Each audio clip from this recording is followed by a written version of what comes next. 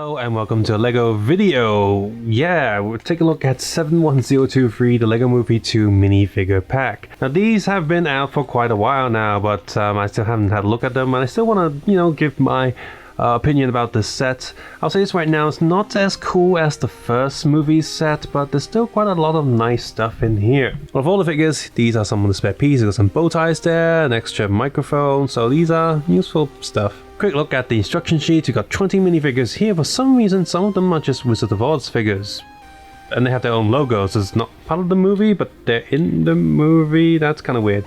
And you also had some of the Wizard of Oz figures from LEGO Dimensions, as well as the LEGO Batman movie stuff. Kind of odd how they're just sneaking the Wizard of Oz characters into these things. And I guess just to, complete the Wizard of Oz stuff, they have the main characters. So I guess we just need Oz now. Figures in this wave come in this white minifigure plate, which is a nice way to, make it stand out from the previous stuff. Emma's torso here is the same as some of the other ones from the LEGO Movie 2 sets. I think this face is also the same as some of the other ones, but he does have this whole headphone hair, which I think is a new piece. On the back he has a more open-eye face, more what we're used to. He also has a cup of overpriced coffee, or Apocalypse coffee this time, as well as this tiny phone here, and of course it's got the awesome song on it. So he's got a smartphone, awesome song, and that's, well, awesome. Next up we have the Apocalypse version of Lucy, aka Wildstyle, just dual molded legs. Decent printing on the back, the arm, and on the front as well. I just showed you that before I put the quiver on so you can see the back. And black quiver, she has a happier face on the front, that's good. And she has a more serious, everything's not awesome face. And I like this. I think this hood's a unique piece. It's got the goggles on, and it's printed quite nicely. So whatever expression she has underneath, you can still have the goggles on top of that. So yeah, pretty nice little molded piece. Number 3 is a angry or sad or upset Benny with a robotic arm. Oh no, like that's bad. Like he lost his arm or something. Got a red toolbox with a nice classic space logo printed on there. He has a happy face on the back. That's still good, but because I've seen that face so many times and all on the other versions of this figure, I'm gonna keep him in this more angry face. Like, no one's letting me build a spaceship, and he's really mad. So I love Benny. Benny's like one of my favorite characters. Maybe Unikitty's my favorite, but I love Benny too. Next up we have a guy dressed up as a giraffe, just because he's holding 2 leaves, dual molded legs with no back printing, which is still kind of odd and just out of place when they do that. I mean, they have side leg printing on this. Just on the back, it's like, something's missing. But at least the dual model legs makes it a little bit better. This whole giraffe head thing is just kind of weird. He has 2 facial expressions. Nothing too special about him. If you like giraffes, then hooray. This is why I think this set's not as good as the first one, because who the hell is he anyway? Like, it's not memorable like the characters we got from the first one. It's an okay figure, I guess. Next we have this one. Now, this one's cool. Again, like, what's going on? But I just, this is so unique that I can't help but love it. And I also have a print of this really poorly drawn minifigure face. It's quite funny.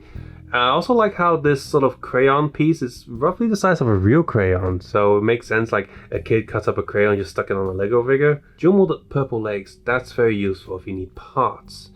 2 faces, of course, and just a blank body.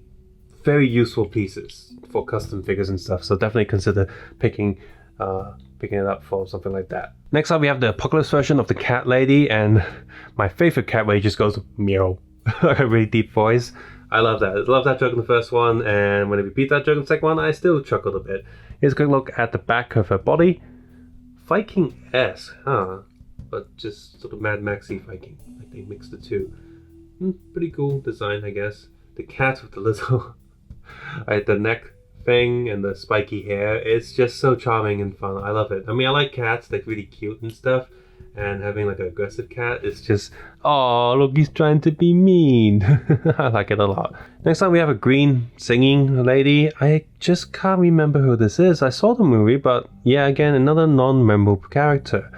I guess the pieces are quite unique, but I don't know who this is. The printing, the skirt, and the little like mics are quite nice, unique colors.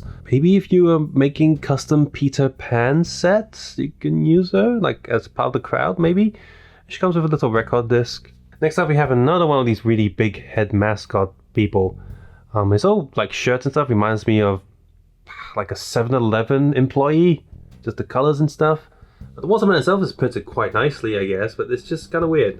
It's charming, but yeah, just weird. That's secondary face there, but the sunglasses are kind of nice.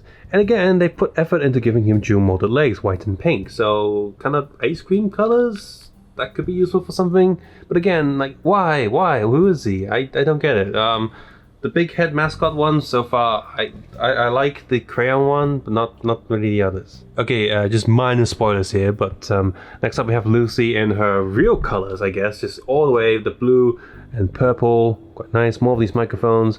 Again, dual molded legs, pink and blue. Quite cool. She has a more standard face on the back and a singing, screaming face on the front. So this is kind of unique. This is a good figure to have if you've seen the movie. It's something that happens. Next up we have the creature, based on the creature of the Black Lagoon. If you have any of the Monster Hunter sets, you know, you have something similar to this. But he is of course in apocalyptic Mad Max gear. And that's fun. So this one's kind of nice. If you have Apocalypseburg, like the big set, you can add this figure to that as well as that crazy cat lady, just to increase the citizen count. So yeah, this one's nice. Again, brown and green dual molded legs. That can be very useful. Okay, next up we have another one which I just don't know who this is. I guess just random characters that they have. But if you like Josie and the Pussycat dolls, you can use these for custom maybe? But the whole print and stuff is fine. Again, dual molded legs, that's cool, you can tell there. Another face expression. So if you like kitty humanoids and stuff, it's quite good. And then the guitar's also printed quite nicely too, I suppose. Okay, finally, another useful character. This is Lord Business as a good guy. He's just dad guy now, Lord Dad or whatever. And he just plays golf all day and doesn't care about anything. So that joke's kind of funny in the film. And here he is. He's got, again, dual molded legs, but no printing on the back. And this tan brown color doesn't quite match the print line because this whole thing makes it darker. Whereas without the print, it's light, so it just kind of stands out a bit. Yeah, it's a different expression on the back, more happy, like, hey, I guess he hit, like, the in one par, whatever they call it, like one hole in one. And dual molded arm, so useful pieces for him, decent figure, that's okay. Next up, we have another figure where, again, I don't know who this is. More pink microphones, dual molded pink and white legs. Printed skirt piece, so good, I guess, it's new. Dual faces. I have no recollection of who this is at all. That means in this set you have 3 sort of musical pink characters, so okay. Okay, this one I kind of remember. We had a Lincoln guy, but in apocalyptic gear, so post-apocalyptic Lincoln. He's got an axe and a stick there. So I guess if you're making your fan movie of Vampire Hunter Lincoln in Lego, you can use this. It'd be pretty epic. Quick look at the back, double axes and his hat printed on there. And if you move his hat, he's got a slightly more worried face. And here's a quick look at his front without the beard. And the beard is part of the hat in dual molded plastic, and it's done quite nicely. So here we have another character that we can add to Apocalypticsburg, and that's nice. Okay, next we have a cool guy here in more cowboy gear. Let's move that hat. A happy face. He's got R right there, so I think he's got Rex, I can't remember. And dual molded hairpiece. And he comes with a nice printed blue raptor, baby raptor, so that's cool. Of course, this is a reference to, you know, Chris Pratt with his raptor called Blue in Jurassic World. But there he is, so this is a different look of him. This is the only place you can get this look. Like all of the other sets, you just have like the regular Rex, whereas here he's got this new getup that he only shows up for like a short time. It's not a big deal. But it's nice to have, I guess. Before we move on to the Wizard of Oz figures, the last figure we have here from the LEGO Movie 2 is just Unikitty. Does she have the new neck joint from some of the other LEGO Movie 2 sets? No, she has the old one, which was really loose and annoying.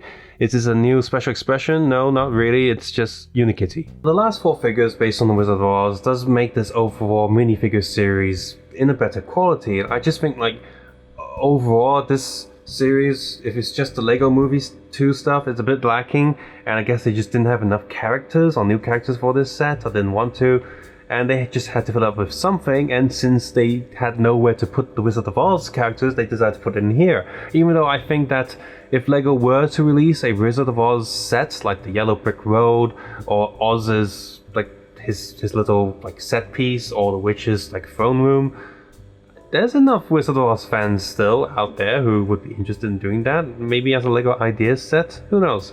But anyway, at last we still get some nice figures here.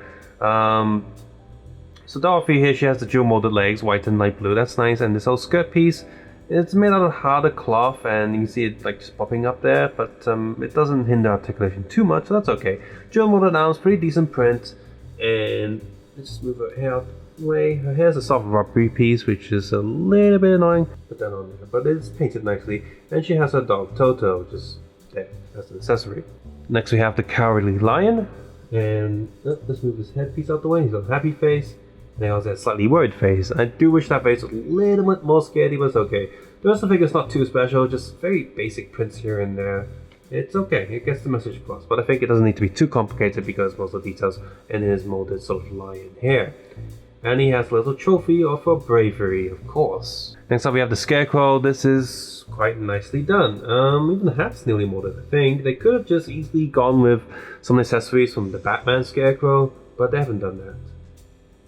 Unfortunately, he only has one facial expression because, well, this hat doesn't cover the back of his face completely, so they couldn't print anything on the back there. But the overall look of him is okay. I'm not too happy with the white hand, seems a little bit off. Would have preferred like tan hands like the rest of the straw, but it's okay here.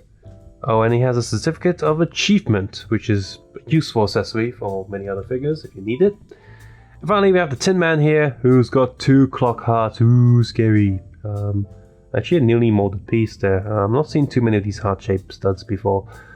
Not too special printing on him, but the overall figure is molded in that metallic silver. Quite nice. His face does have a shine for his jawline. Looks quite good. And he has an axe. I'm glad LEGO didn't shy away from that. Because in the books, he actually axes someone, murders them. Let me just conclude the Wizard of Oz stuff first. We got 4 Wizard of Oz characters here, and you can easily pick up the witch from the LEGO Dimension set with a buildable flying monkey. But if you don't want the buildable flying monkey, there's also like a LEGO Batman movie set that comes with 2 of those monkeys, as well as the witch. So there's a few ways of getting her as a character, and getting the Wizard of Oz characters here is also quite easy. So if you're a fan of Wizard of Oz, the witch, as well as these 4 characters, are all nicely done figures with nice accessories to accompany them. So Wizard of Oz fans, these are great. These 4 figures are excellent. As for the LEGO movie stuff, we got a few decent variants of our main characters here. Those are quite nice. And we also have a few themed characters to round up some of the bigger sets, such as the Apocalypse figures. We've got these 3 Apocalypse figures, go over to Apocalypseburg, and there's also the mini accessory set that also comes with another Apocalypse character there. So you can add that to it, as well as like a half-broken car. I've reviewed that mini set, so that adds to the big set if you need to. So that's nice. These figures are useful. The big mascot characters, I'm not too sure of the giraffe. It reminds me a little bit of like a Toys R Us thing. So if you have a Toys R Us set, you can put that giraffe there. Like I'm pretending to be Jeffrey the giraffe or something. The crayon's quite nice, and the watermelon like food one, I guess if you're collecting food mascots, that's quite good. But these aren't really that related to the LEGO movie too. And I will have minor spoilers later that I think they should have done for this set. And then we have some cutesy, colourful singing characters on the back. Okay, whatever. These are nice pieces, I guess, but again, they don't really match or do anything for me after seeing the movie. I'm just like, okay, who are these guys? Who cares? So overall, this is a bit of a hit and miss set. For if you're just collecting the LEGO movie characters, you can easily skip a bunch of these and not bother. Nowhere near as unique or special as a lot of the characters who actually appear in the first movie from the first movie sets. Alright, as for some of the minifigures that I think should have been in this set, there's one very funny cameo, and it is a spoiler, where they're crawling through some vents and they bump into Bruce Willis. Not John McClane from Die Hard, but it's just Bruce Willis, and they're asking like, oh, what are you doing here? It's like, I live in vents now. It's just really funny. I'm like, what? What's this doing in here? Like, kids aren't gonna know what this is. Like, have kids watched Die Hard yet? But Die Hard fans would definitely be pleased with that. And even, I'm not a big fan of Die Hard. I think the original movie is fine. The sequels are really bad. But that joke, just a bald head Bruce Willis living in the fence, wearing his sort of like kind of tattered Die Hard top, that was really cool, and I do want a minifigure for that. Unfortunately, we don't have that. So that would have been a much better figure to be in this set. Okay, end of spoilers. What characters would you have preferred to be in this set? Because for me personally, kind of disappointed. If you're just looking for parts, great parts here, but I wasn't looking for parts. I wanted characters from the movie and stuff that I can remember. So if you're in that boat as well, yeah, leave a comment below and see what characters, you would have preferred in this set. I suggest in comment below, and of course, take care, have a nice day, and try to make sure to keep everything awesome. Bye bye. Sets such as the Apocalypse figures. I've got these 3 Apocalypse figures, go over to Apocalypseburg, and there's also the mini accessory set that also comes with another Apocalypse character there. So you can add that to it, as well as like a half-broken car. I have reviewed that mini set, so that adds to the big set if you need to. So that's nice. These figures are useful. The big mascot characters, I'm not too sure of the giraffe. It reminds me a little bit of like a Toys R Us thing. So if you have a Toys R Us set, you can put that giraffe there. Like I'm pretending to be Jeffrey the giraffe or something. The crayon's quite nice, and the watermelon like food one, I guess if you're collecting food mascots, that's quite good. But these aren't really that related to the Lego Movie 2. And I will have minor spoilers later that I think they should have done for this set. And then we have some cutesy, colorful singing characters on the back. Okay, whatever. These are nice pieces, I guess, but again, they don't really match or do anything for me after seeing the movie. I'm just like, okay, who are these guys? Who cares? So overall, this is a bit of a hit and miss set. For if you're just collecting the Lego Movie characters, you can easily skip a bunch of these and not bother. Nowhere near as unique or special as a lot of the characters who actually appear in the first movie from the first movie sets. Alright, as for some of the minifigures that I think should have been in this set, there's one very funny cameo, and it is a spoiler, where they're crawling through some vents and they bump into Bruce Willis. Not John McClane from Die Hard, but it's just Bruce Willis, and they're asking like, oh, what are you doing here? It's like, I live in vents now. It's just really funny. I'm like, what? What's this doing in here? Like, kids aren't gonna know what this is. Like, have kids watched Die Hard yet?